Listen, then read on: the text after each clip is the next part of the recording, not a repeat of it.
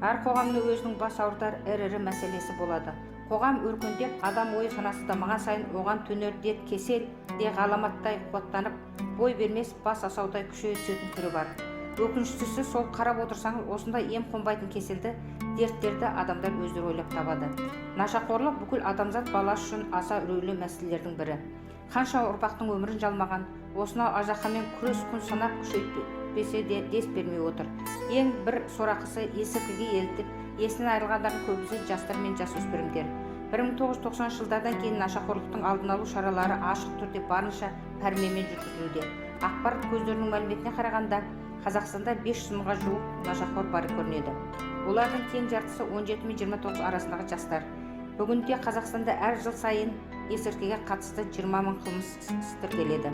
Есірткі бизнесі ерекше пайдалы, табысты болғандықтан, онымен күресу қиынға соғып отыр. Сондықтан бұл салада пайда табатындар қанша жасырын жүргізсе де, тұтынушылар қатарын санап молайтуда. Олардың ең әуелгі құрбандары жастар. Нашақорлардың 40%-ға жуығы ауқатты отбасылардан шыққан.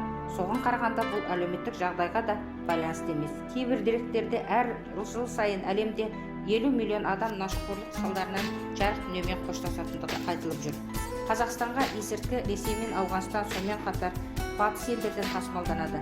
Нашақорлық жаһанға жалпылай тарап кеткен аса қатерлі дерт. Бұл бай да, кедей де тәуел болып қалады. Қазақстанда есірткі құмарларының көбісі түнгі клубтарда көптеп ұшырасады. Сонымен қатар мейрамханада, кафе, жастардың ойын сауық құратын думанханаларда құдіретті ақ ұндақтың құрбаны болып басыбайлы күйге түседі. Есірткімен айналысатын көбісі ВИЧ, СПИД тәрізді басқа жұқпалы тері ауруларымен ауыратындар. Бұл кеселдер бір ішпес арқылы есірткіні денеге құйғанда бірінен бірі жұқтырады. Есірткі бизнестері мен әккі нашақорлар түрлі себептермен өздерінің әріптестерін таңдап тауып, оны құрбандарына айналдыра алады. Ең нәрсеге болса да еліктегі жасөспірімдерді алдымен торға түсіреді.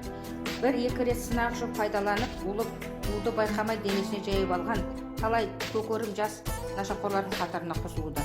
Осы бір ұлы заттың қуаттылығы сондай, жасөспірім түгілі есі дұрыс, дені сау ересек адамдардың өзі оп-оңай соңынан еріп кете береді. Қазіргі кезде есірткінің жетпеген жері қалмады. Сәнді ғимаратты әсем қалалардан тартып, аңғал ағайындар тұратын ауыл аймақтар түгел қамтуда. Қайда барса да құрбандардың алдыңғы шебінде жасөспірімдер тұрады. Ел ертең үшін бұл кімді де ойландыра сөзсіз.